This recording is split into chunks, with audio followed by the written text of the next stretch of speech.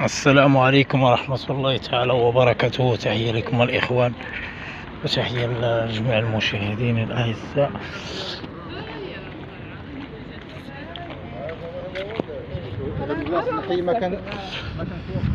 أهلا وسهلا ومرحبا بكم جميعا أيها الأحباء الكرام. كما كتشوفوا هذا هو المنتزه، الحديقة ديال تمارة حي الوفاق اللي قدام المحكمة الابتدائية بمدينة تمارة حي الوفاق.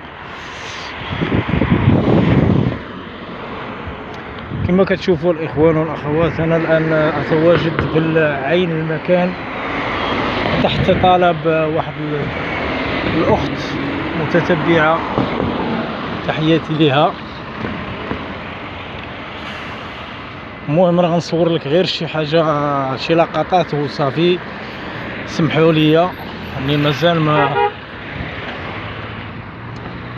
ما لقيتش كيفاش نصور، لان كاينين بعض الناس غيشوفونا، ما غاديش نستطيع نصور لكم كل شيء،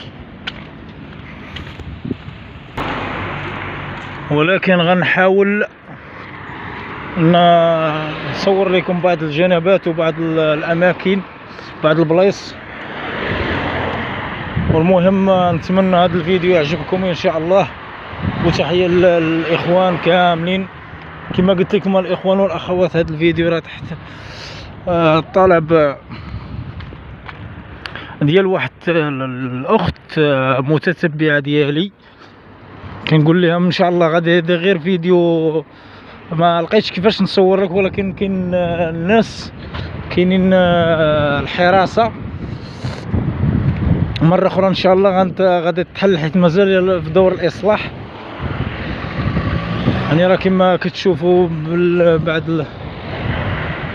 الاماكن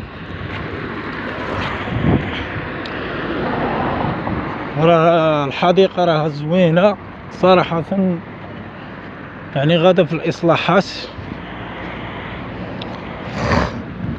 كما كتشوفوا على هذا الجانب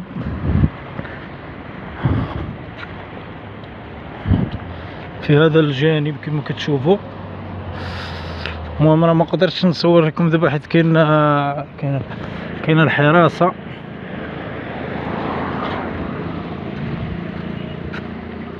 المهم كما كتشوفوا انتم الاخوان والاخوات، تحياتي للجميع. كاين الحراسه واحد شويه هنا، ما قدرتش ندخل لداخل. المهم ان شاء الله راه مازال الاصلاح، غادي نهار يحيدوا هذا البارير هذا وغاد تكمل في الاصلاحات. غادي نصور لكم كما كتشوفوا المحكمه الابتدائيه. تحياتي لكم الاخوان.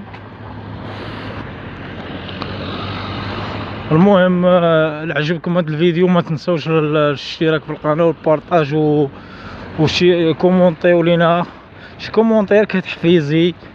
وتحياتي لكم، والسلام عليكم ورحمه الله تعالى وبركاته. كنقول لكم سمحوا لي حيت ما لقيتش كيفاش نصور لكم هذا المكان هذا، انا غير دايز بارازار، ولكن مره اخرى ان شاء الله غنصور لكم بلاصه بلاصه. وتحياتي لكم، السلام عليكم.